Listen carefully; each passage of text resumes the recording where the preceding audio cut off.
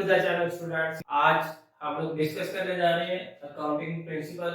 Chapter number 1 है आपके पास, basic terms है। इनको हम लोग अब देखेंगे इजीएस्ट वे में कि किस तरह से आसानी से इनको हम लोग रिमेम्बर करके आगे जो प्रैक्टिकल हमारे पास आने वाली है अकाउंटिंग किस तरह से यूटिलाइज कर सकते हैं। यहाँ पे सबसे पहले हमारे पास है अकाउंटिंग प्रिंसिपल। सबसे पहले हमें पता होना चाहिए प्रिंसिपल क्या होते हैं। ये कॉलेज वाला प्रिंसिपल नहीं है, ये डिफरेंट आपके पास जो असूल है, आप लॉ कह सकते हैं, रूल्स रेगुलेशन कह सकते हैं, ये वो चीज। तो अकाउंटिंग प्रिंसिपल आपके पास क्या है, ये सेट रूल्स आपके पास होते हैं जो आपको डिफाइन कर रहे होते हैं how accounts be prepared. Accounting principles क्या है, डिफाइंड रूल्स आपके पास ऑलरेडी जो सेटअप रूल्स हैं जो डिफाइन कर रहे होते हैं कि किस तरह से आपने अकाउंट्स को प्रिपेयर करना। मतलब बैलेंस शीट किस तरह से आपने बनानी है, बैलेंस शीट शायद आपको अभी आइडिया नहीं होगा क्या होती है, तो बैलेंस शीट किस तरह से आपने प्रिपेयर करनी है और इनकम स्टेटमेंट वगैरह किस तरह से प्रिपेयर करनी है, तो उसको हम लोग क्या नाम दे देते हैं, अकाउंटिंग प्रिंसिपल। मेन इसमें चीज आपके पास क्या है, अकाउंट्स किस तरह से आपने प्रिपेयर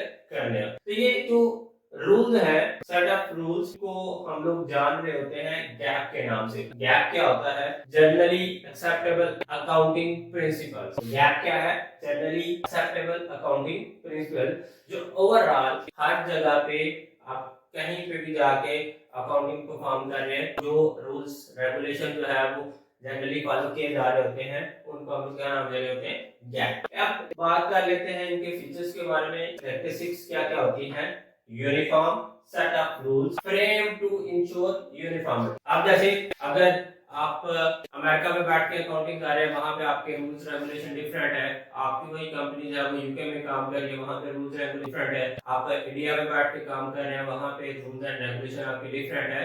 तो हर जगह के ऊपर अगर आपके रूल्स रेगुलेशन डिफरेंट है, कलेक्टिवली जब आप जाकर उनको देखेंगे तो वो कंपैरेटिवली आपके लिए मुश्किल होगा कि वहां पे कोई और रूल फॉलो किया जा रहा है, वहां पे कोई और रूल फॉलो किया जा रहा है। तो इस चीज से बचने के लिए जो सेम है, यूनिफॉर्म है, रूल्स है वो बना दिए गए ताकि हर जगह के ऊपर आपका जो रिकॉर्ड मेंटेन हो रहा है वो सेम हो। तो पहला फीचर अकाउंटिंग प्रिंसिपल का आपके पास। दूसरा चीज मैन मेड है। अब यहाँ पे आप सोच रहे होंगे कि मैन मेड का मतलब क्या है, तो ये कोई लैबोरेटरी टेस्टेड प्रिंसिपल्स नहीं है। जैसे अकाउंटिंग को हम लोग कहते हैं कि आर्ट एंड साइंस। तो साइंस में क्या चीज है, आपके पास जो रूल्स एंड रेगुलेशंस हैं या जो प्रिंसिपल्स बना रहे हैं वो लैबोरेटरी टेस्टेड होते हैं। तो ये आपके पास लैबोरेटरी टेस्टेड नहीं है बल्कि मैन मेड है।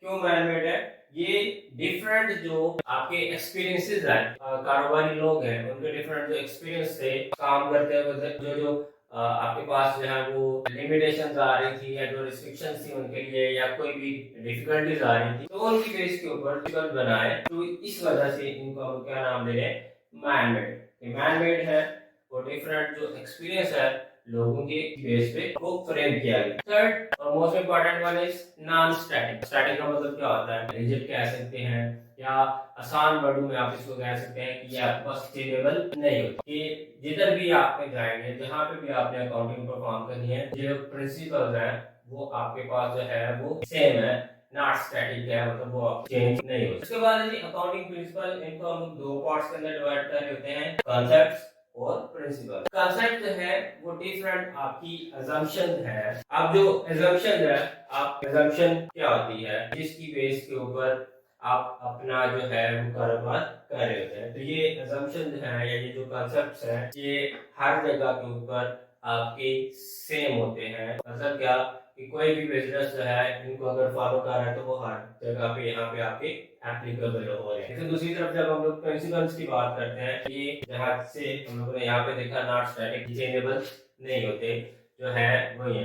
कुछ जो है किसी बिजनेस के ऊपर ये इम्प्लीमेंट हो रहे होंगे, बिजनेस के ऊपर जो है वो आपकी इम्प्लीमेंट नहीं हो रही। लेकिन इसके उल्ट अगर हम कॉन्सेप्ट जो है वो जिस तरह का भी आपके पास बिजनेस है के ऊपर ये इम्प्लीमेंट हो रहे होते हैं, एप्लीकेबल है, ये आपके पास चेंज नहीं हो रहे, सेम टू सेम सबके लिए है। तो स्टूडेंट्स आज आपको ये बताना था कि प्रिंसिपल्स होते क्या है। ये आपका एग्जाम के हवाले से इम्पोर्टेंट तो नहीं है, लेकिन आपको पता होगी तो आगे चल के आपके लिए जो है वो आसानी होगी। अकाउंटिंग प्रिंसिपल, सो आपको अकाउंटिंग प्रिंसिपल्स क्या होते हैं ये आज क्लियर हो गया होगा।